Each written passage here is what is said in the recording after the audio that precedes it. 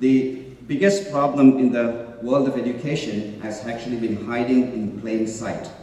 And solving this problem has become my own personal journey of redemption. So in 1999, I was the director of operations for school construction in New York City. It was the largest school construction program in the whole world. We spent an average of $1 billion, that's right, $1 billion every year for 10 years. We built 100 new schools and renovated 600 schools. So you can imagine my consternation when I realized that all of that expenditure on school construction had not improved education outcomes at all. Student achievement hadn't improved at all. $10 billion later. So I saw my career kind of going up in flames, and I said I have to do something different with my life. And my wife said, hey, start a consulting company. She said that there has to be a market in the world for an architect who wants to design schools according to the research about how children actually learn, as opposed to this mental model we carry around for what a school is supposed to look like. So I did. I started my consulting company. It was in a 2-bedroom walk-up in Queens, New York, and I had 3 children, a cat, and of course my wife was laid off around the same time, so this was not the most auspicious way to begin what I had hoped would be a journey, not just of redemption, but actually to transform education worldwide. I set the bar pretty high. I didn't want to just build nice school buildings, I wanted to transform education. So this is the apartment building in which we started that journey. So we have $2 trillion worth of obsolete school buildings just here in the United States alone. And that number is much bigger worldwide. So these school buildings are based on this model called cells and bells. It's a very antiquated model. Students start their school day in a cell called a classroom. The bell goes off and they move to another identical cell. This classroom-based model of education began between 1875 and 1925, believe it or not. And even if you could rationalize that it makes sense at the turn of the last century, certainly I think you'd have a hard time saying why it makes sense today. Imagine this, you take a group of students, you sort them by age, you put them on cheap plastic chairs, you have them sitting with an adult who directs their learning, and then you give them less square feet per student than you give a prisoner in a high security prison. That's absolutely true. So clearly, if you want to reconcile this with the skills that we say students need to develop, think in terms of global awareness, for example, or empathy, or creativity, or problem solving, and on and on and on, technological literacy, working in interdisciplinary groups. Clearly, this model doesn't work. So the classroom is obsolete. You can take this to the bank, because I know this, the classroom is obsolete. So if the classroom is obsolete, we need to go to another model. We need to go away to a different model, and we call it the learning community model. But we can't throw away $2 trillion worth of architecture that we already have out there. What do we do with them? Well, here's how you do it. You take a cells and bells design, which is good for lectures. You have classrooms oriented along a double-loaded corridor. You get rid of all the dysfunctional furniture to start with, and you get rid of as many of the walls as you can get rid of as you can, to create a variety of room sizes and shapes. You also create some outdoor connections. The idea is to spend as little money as possible so you don't impact the structure. And now you've captured the space in the hallway and you've created a space for 150 students and about 7 or 8 teachers. Now you've created something called a small learning community. In this small learning community, you can do education differently. All 150 students can either gather together or that space can be used for collaboration. Classroom type spaces still exist, except we call them learning studios because they're much more agile than classrooms. Now those learning studios can combine to create what we call learning suites. Teachers can teach as a team in learning suites. 2 teachers can work together. And then we have these garage doors that open up and connect the learning suites to the common space outside. So now you have a variety of teaching and learning modalities possible that would never have happened in the typical classroom. So here's what a cells and bells model might look like. This is from the International School of Brussels, and over one summer, we converted it to look like this. Now this feels more like a Starbucks, the kind of place that high school students actually want to be in. The school loved it so much that they went ahead and built a new high school that we designed, which has now been in operation for 4 years. And ISB is one of the top IB schools in the world. So learning communities are far superior to classrooms for a multiplicity of reasons, and here are some. Classrooms, teachers teach in isolation. Whereas in the learning community, teachers teach as a team, they collaborate. So the teacher-student ratio is variable in the learning community. And when teachers teach as a team, guess what? Student learning improves dramatically. Classrooms are very inefficient. You waste 30% of the space in hallways. Whereas learning communities, we capture all of that space for teaching and learning. That means it's cheaper, it's faster, and it's better for learning. So what's wrong with the learning community? Classrooms are not happy places. Why would a child want to be trapped for several years of their life in a box? Whereas learning communities are designed right from the ground up to connect and reconnect children with their natural joy of learning. Daniel Pink said it well. Schools should be about our children's future and not about our past. Classrooms are about our past, whereas learning communities are about our children's future. A teacher friend of mine put this well. He said, teaching in a classroom is like trying to push jello up the stairs. Whereas teaching in the learning community, pushing jello down the stairs. So all my teacher friends and colleagues, I'm sure they'll agree, they're tired of pushing jello up the stairs and they'd rather stop doing it. That's what teaching in a classroom feels like.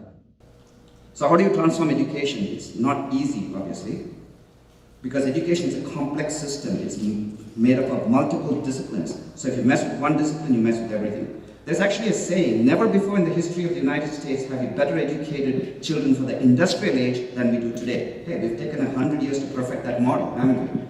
So if I take teachers and students out of the learning classrooms and put them into learning community, guess what? I have to deal with curriculum, I have to deal with teacher professional development, schedules, assessment, everything begins to get messed up. Look at this architectural metaphor. If I take out the foundation of a building, guess what? I have to construct the whole building.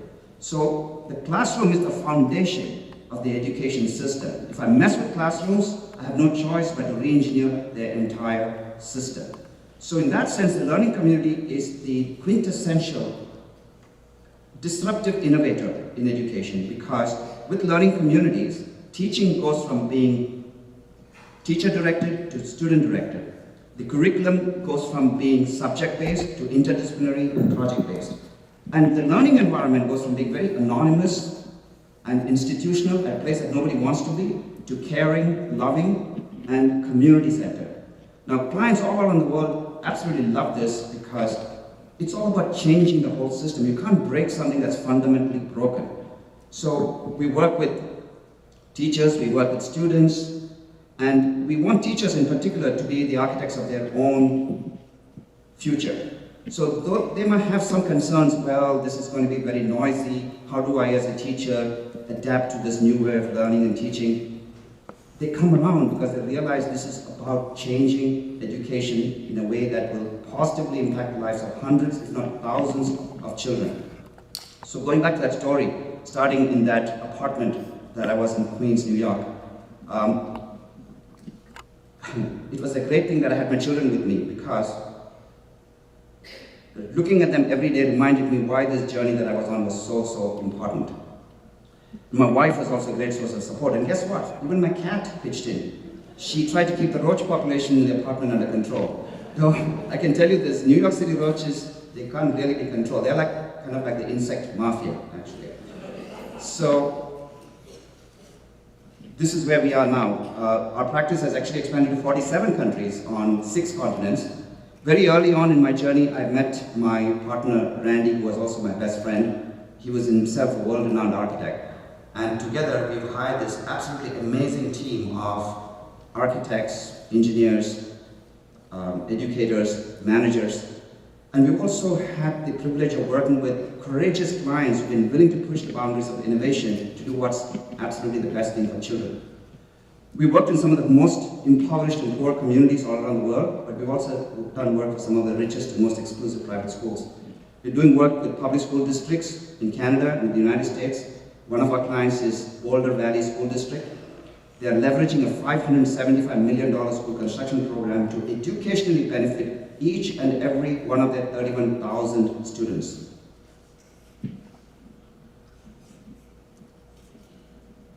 So this is the Greenville STEAM Middle School in South Carolina. It won the McConnell Award, which is the highest honor worldwide for school design. It means that this model has been vindicated by the mainstream education establishment.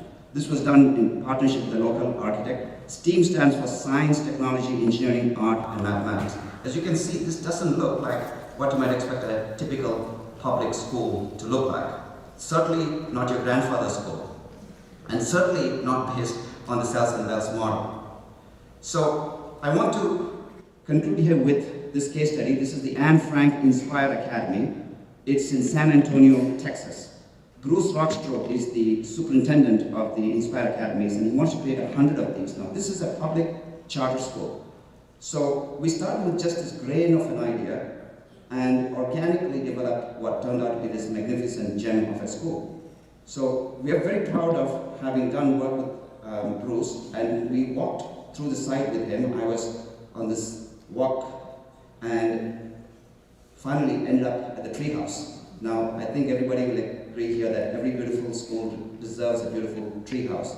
So while we were there, I was reminiscing about my own life journey and the parallels, starting with nothing, starting with absolutely no experience in the private sector, starting with not a day knowing how to run a business, and here I was, well on my way towards realizing my dream. Meeting my partner Randy, for example, having these great clients doing work with us, recruiting this absolutely amazing team of people all around the world to work with us.